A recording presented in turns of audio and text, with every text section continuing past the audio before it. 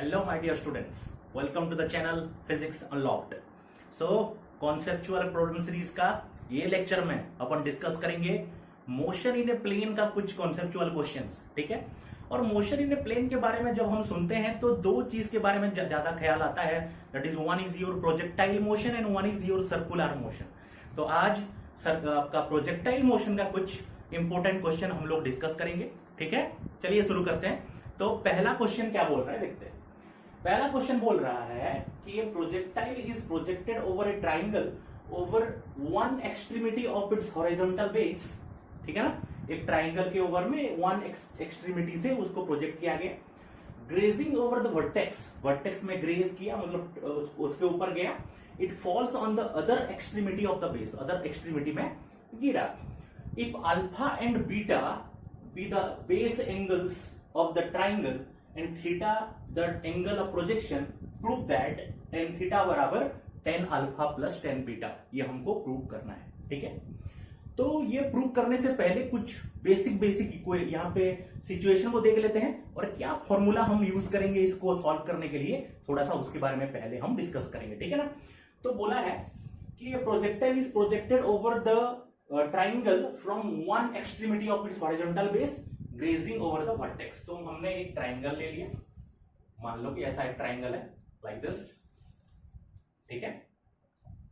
तो this is one extremity, this is another extremity. मान लो थोड़ा सा ऐसा कर लेते हैं ताकि सही से प्रोजेक्टाइल कैसे गिरा हम देख सकते हैं।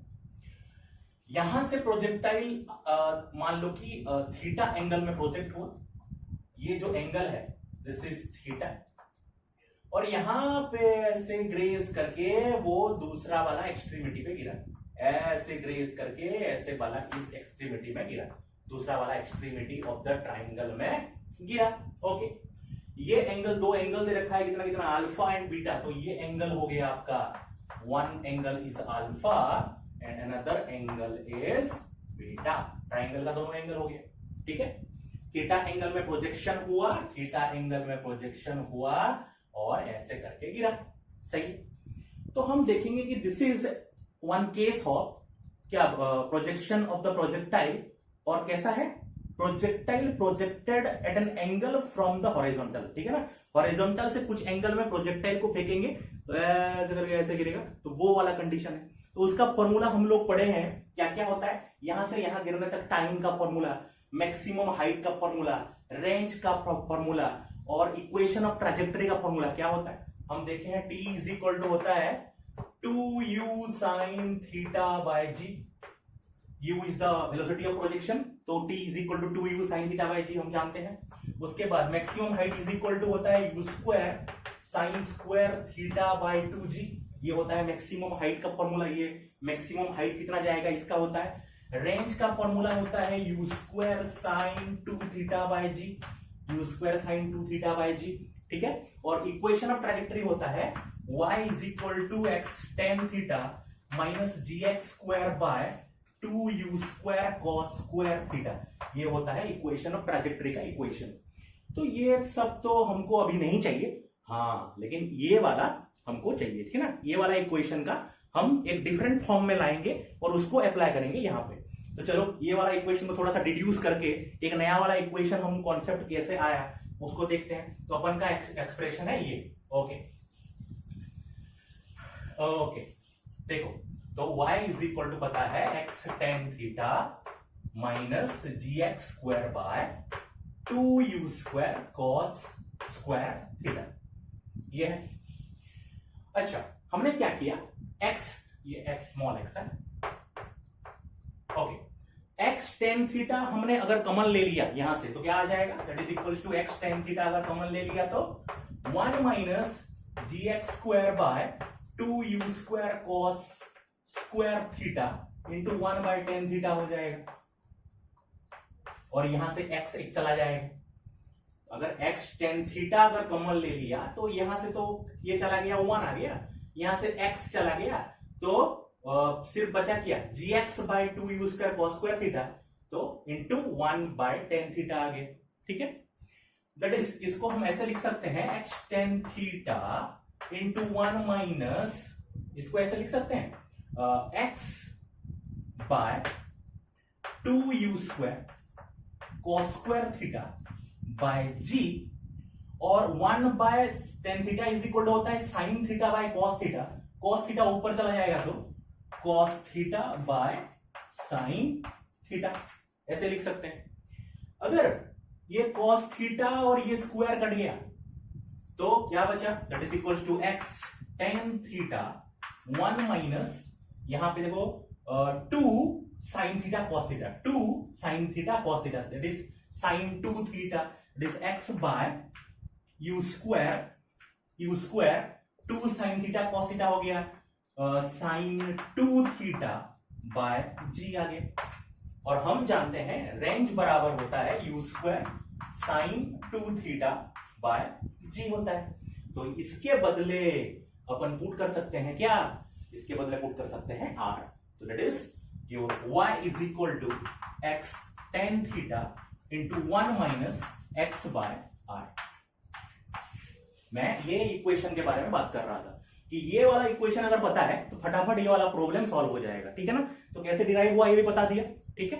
तो अपन का ये है, मतलब ये इक्वेशन हमारे लिए इंपॉर्टेंट है, तो इसको लिख लेते हैं। इस आ गया था y is equal to x tan theta into 1 minus x by r। Okay, सही है, ओके। चलो इसको मिटा देते हैं। उसके बाद आते हैं प्रॉब्लम के ऊपर। ये फॉर्मूला तो यूज करेंगे अपन, हम अभी ये प्रॉब्लम के ऊपर आते हैं। देखो ध्यान से, तो यू एंगल में प्रोजेक्ट हुआ, ओके। मान लेते हैं कि ये वाला पॉइंट है ए पॉइंट है, ये पॉइंट का नाम दे देते हैं ए। यहां से परपेंडिकुलर ड्रॉ करते हैं, ऐसे परपेंडिकुलर ड्रॉ करते हैं। मान लो ये पॉइंट का नाम कुछ दे दें, एम दे दिया मैंने, ये वाला पॉइंट का नाम एम दे दिया।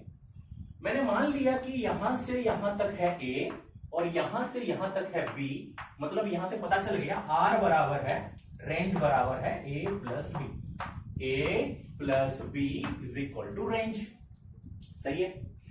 यहां से देखो इक्वेशन ऑफ ट्रैजेक्टरी किसको किसको जोड़ता है, x कोऑर्डिनेट के साथ y coordinate. At any point of time the position of A particle, at any point of time projection of A particle कहां पे होगा, उसका y कोऑर्डिनेट और x कोऑर्डिनेट को, y कोऑर्डिनेट को और x कोऑर्डिनेट को जोड़ता है। तो यहां पे y कोऑर्डिनेट कितना है, ये वाला y कोऑर्डिनेट कितना है, आप क्या मान सकते हो इसको, मान लो कि ये है h है। हमने मान लिया कि ये वाला जो y कोऑर्डिनेट है वो h है, तो ये h है और यहां पे उसका x कोऑर्डिनेट है a, उसका x कोऑर्डिनेट कितना है a है। तो अगर इक्वेशन ऑफ ट्रैजेक्टरी में y के जगह में h और x के जगह में a अगर हम पुट कर देंगे तो क्या आ जाएगा, that is equals to y is equal to a tan theta into 1 minus a by r। तो y is equal to, that is h is equal to, y के बदले h पुट कर देंगे तो h is equal to a tan theta into 1 minus a by r आ गया। Okay, यहां से नेक्स्ट, हाँ तो ये आ गया। नेक्स्ट यहां पे tan थीटा बराबर कितना होगा, tan थीटा बराबर कितना होगा, दैट इज हम अगर यहां से करेंगे h, अच्छा ओके, देखो r बराबर हमको पता है कितना है a प्लस बी, r बराबर कितना पता है a प्लस बी, तो हम लिख सकते हैं h is equal to a tan theta into 1 minus a by a plus b. सही है। इसको अगर थोड़ा सॉल्व कर देंगे तो क्या आ जाएगा, h is equal to a tan theta into ये आ जाएगा तो क्या आएगा a plus b minus a by a plus b आ जाएगा। एलसीएम लेके सॉल्व करेंगे तो a कट गया तो क्या बचा, h इज इक्वल टू यहां से h इज इक्वल टू क्या आया students, that is a tan theta whole into b by a plus b by a plus b आया। सही है। That is equals to h is equal to a को अंदर ले जाते हैं, that is tan theta is equal to, यहां पे हम पुट कर सकते हैं क्या ab by a plus b. सही है। टेन थीटा को इधर रहने देते हैं और इस टर्म को इधर ले आते हैं तो क्या आ जाएगा, that is equal to tan theta is equal to h into a plus b by a B.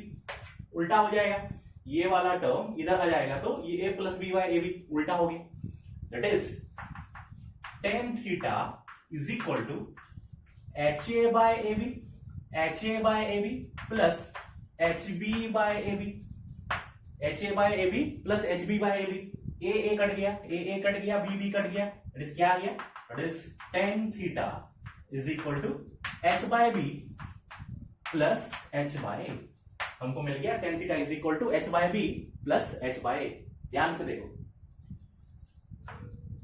Ten beta is equal to perpendicular by base, that is h by b बराबर टेन बीटा लिख सकते हैं, h by b बराबर tan of beta लिख सकते हैं, plus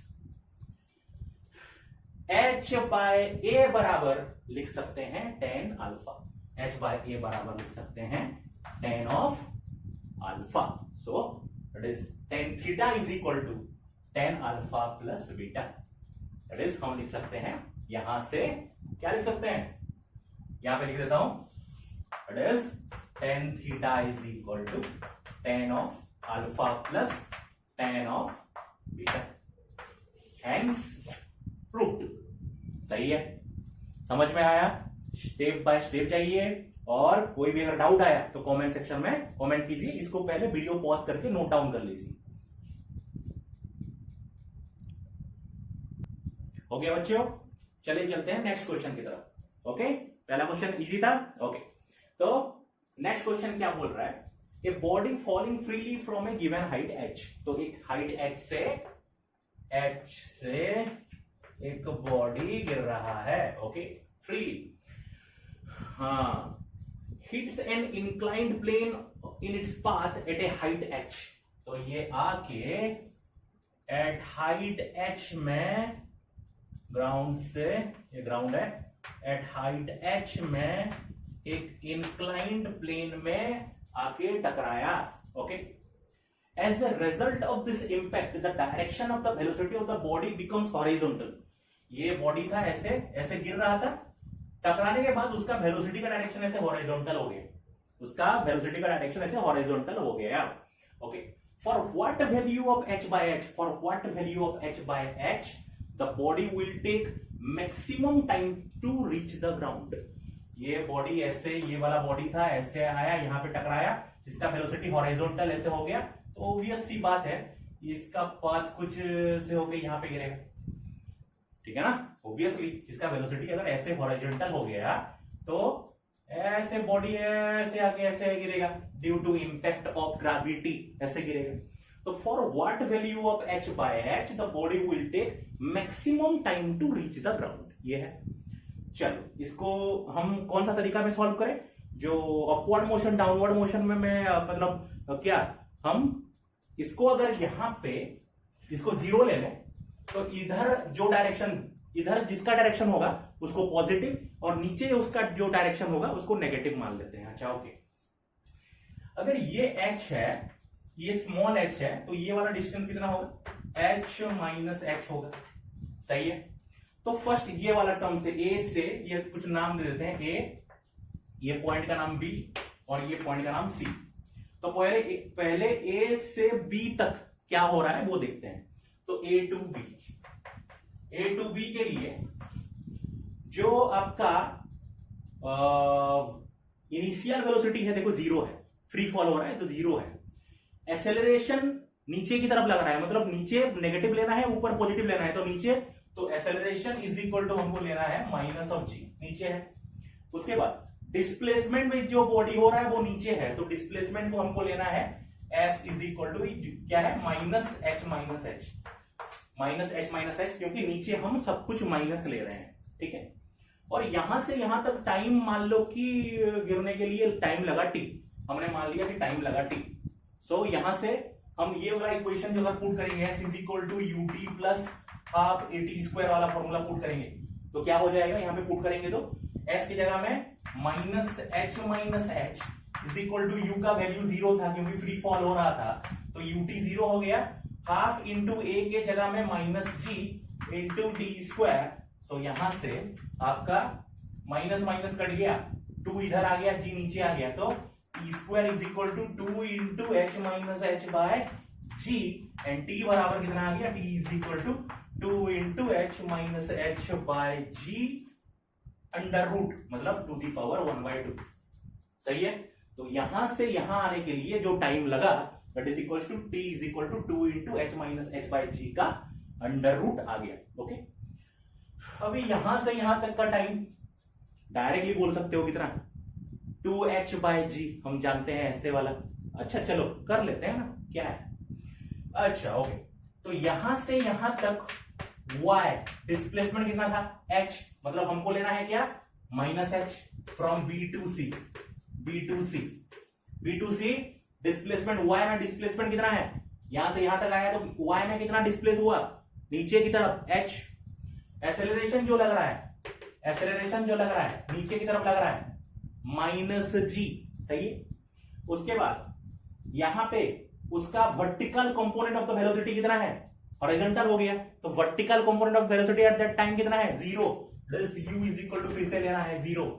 सही है, पुट कर दो। मान लो कि यहां से यहां तक आने के लिए टाइम लगा t डैश, हमने मान लिया कि टाइम लगा t डैश, तो वही वाला equation s is equal to ut plus half a t square, s is equal to ut plus half a t square में पुट करेंगे तो क्या आएगा, s की जगह में minus h, that is equal to s की जगह में माइनस h, u तो 0 था, ut 0, t डैश माना है ना, t डैश, तो ये ut डैश और ये half a t dash square हमको लेना पड़ेगा।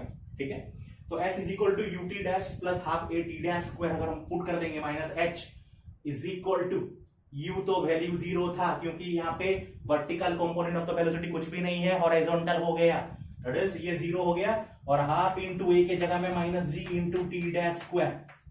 सही है, दैट इज इक्वल्स टू क्या आ गया, यहां से आ गया ये माइनस और माइनस साइन कट गया, this t dash square is equal to 2h by g, and t dash बराबर आ गया 2h by g to the power उसका under root, that is to the power 1/2। सही है, तो हमको मिल गया यहां से यहां तक का टाइम मिल गया ये in terms of h and h, यहां से यहां तक टाइम मिल गया इन टर्म्स ऑफ h। सही है, मैक्सिमम टाइम मतलब क्या बोला है, the body will take, find the value of h by h so that the body will take maximum time to reach the ground. Maxima या minima का condition आ गया, तो मैक्सिमा या मिनिमा का कंडीशन आता है, क्या करते हैं, डिफरेंशिएशन करके इक्वल्स टू 0 कर देते हैं। ठीक है ना, कोई भी जो फंक्शन आया उसको डिफरेंशिएशन करके इक्वल्स टू 0 कर देते हैं। तो टोटल टाइम कितना लगा पहले देख देते हैं, यहां से यहां और यहां से यहां के लिए टाइम टोटल कितना लगा, t is equal to t plus t dash, that is equals to 2 into h minus h by g to the power 1/2 plus 2h by g to the power 1/2। This is the total time of flight. ये हो गया आपका total time of flight. तो this should be maximum. तो किसके हिसाब से करेंगे, किसके हिसाब से करेंगे, टाइम के हिसाब से करेंगे। ठीक है ना, क्योंकि टाइम मैक्सिमम या मिनिमम बोला है। दैट इज, इसको थोड़ा सा मिटा देता हूं, दैट इज हम कर देंगे dt by d with respect to time, d by dt of t should be equals to 0. That is d by dt of 2 into h minus h by g to the power, whole to the power है ना, 1/2 plus d by dt of 2h by g to the power 1/2 should be equals to 0. सही है। अरे हाँ की ना, यहां से इजीली आप डिफरेंशिएट करके पा सकते हो, डायरेक्टली लिख सकते हो, that is 2h minus h by g should be equals to 2h by g। यहां से लिख सकते हो, दैट इज इक्वल्स टू, यहां से 2 बाय g कट गया, दैट इज आपका आ गया h माइनस h बराबर स्मॉल h। ये माइनस h को उधर ले जाओ तो यहां से आ गया h is equal to 2h, and h by h का वैल्यू, अगर ये h को इधर ले जाओ, h by h is equal to 2 नीचे आ जाएगा, 1/2। सही है, तो for the value of h by h is equal to 1/2 the body will take maximum time to reach the ground.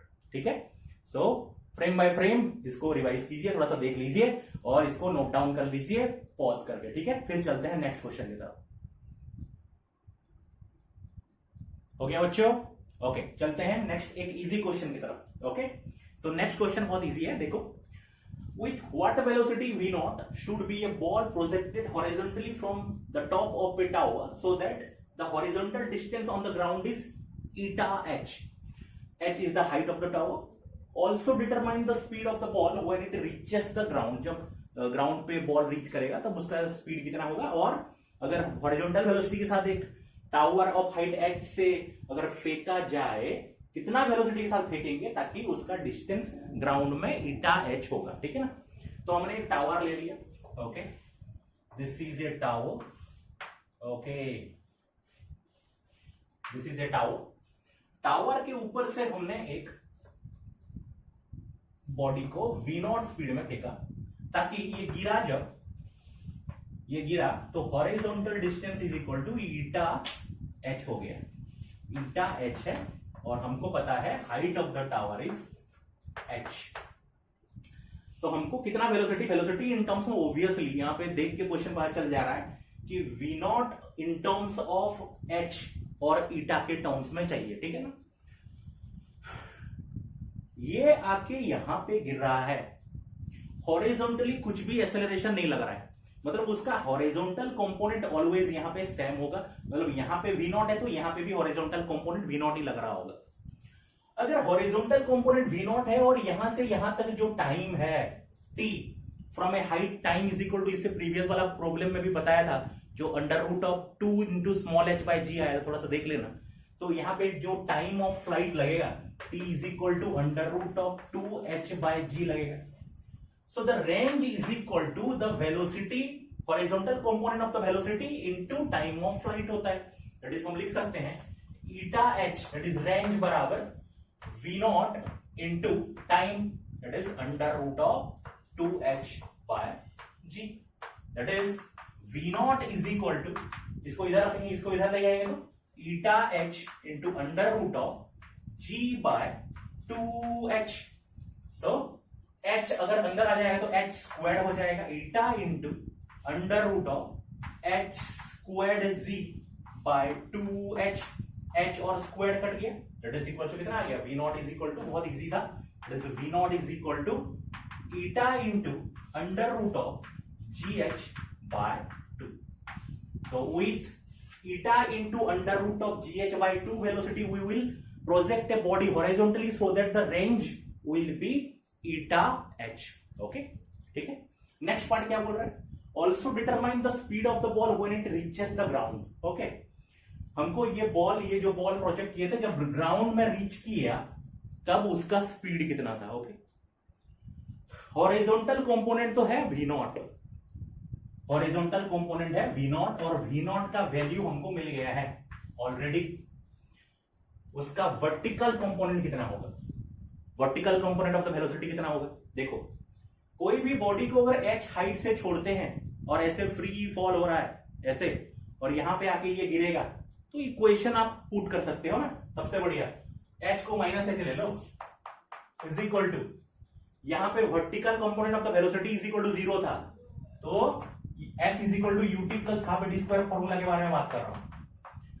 Okay, सो नीचे जा रहा है तो डिस्प्लेसमेंट को भी नेगेटिव लेना है, एक्सेलरेशन को भी नेगेटिव लेना है, तो डिस्प्लेसमेंट है माइनस h और आपका वेलोसिटी जो है 0 है और एक्सेलरेशन नीचे लग रहा है minus g, that is u तो 0 है, ut 0 हो गया, half into minus g into d square हो गया, दैट इज इक्वल्स टू, यहां पे कितना आ जाएगा, क्या बोला है, वेलोसिटी बोला है, तो यहां से टाइम मिल जाएगा, दैट इज इक्वल्स टू, अच्छा टाइम क्यों निकालने, डायरेक्टली हम v square is equal to u square plus 2ah से तो निकाल सकते हैं ना, वो वाला फॉर्मूला यूज करते हैं। हम जानते हैं v square is equal to u square plus 2as होता है। इस केस में final velocity component in y is equal to vy square is equal to uy square plus 2 into ay into h लिख सकते हैं सब कुछ जो भी हमको पुट करना है करो। That is vy squared is equal to uy तो 0 था, यहां पे पुट कर देंगे तो कितना आ जाएगा। दैट इज देखो ay नीचे है तो माइनस जी, h भी नीचे है तो minus h, minus g minus h 2gh that is equals to vy is equal to आ गया अंडर रूट ऑफ 2gh। इसके बारे में बात कर रहा हूं। तो हमको vertical component of the velocity at that when it touches the ground मिल गया अंडर रूट ऑफ 2gh। हमको horizontal component of the velocity when it touches the ground मिला है eta into under root of 2h, eta into under root of gh by 2।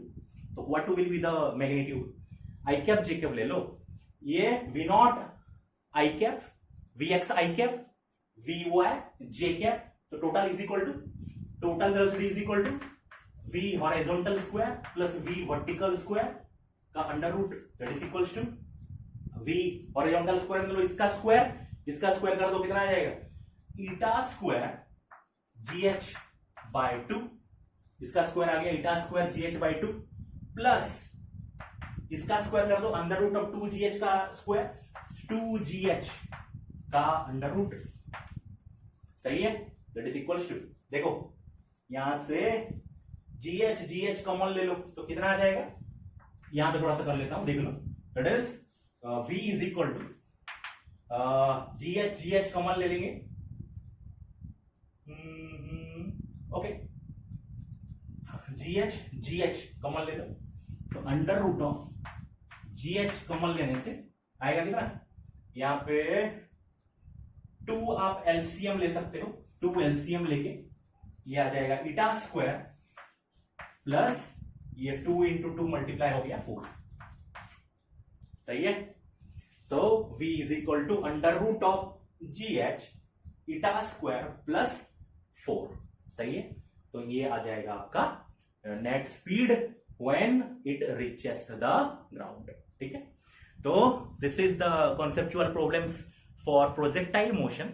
Next class में हम circular motion या फिर आगे बढ़ के हम न्यूटन्स लॉज ऑफ मोशन के बारे में, फोर्स के बारे में डिस्कस करेंगे, उसका कॉन्सेप्चुअल प्रॉब्लम के बारे में डिस्कस करेंगे। कोई भी डाउट है तो कमेंट सेक्शन में कमेंट जरूर करना, वीडियो को लाइक शेयर एंड सब्सक्राइब करना मत भूलना। फिर एक नया क्लास में एक नया कॉन्सेप्ट के साथ, नया कॉन्सेप्चुअल प्रॉब्लम्स के साथ आपसे मिलता हूं। Thank you.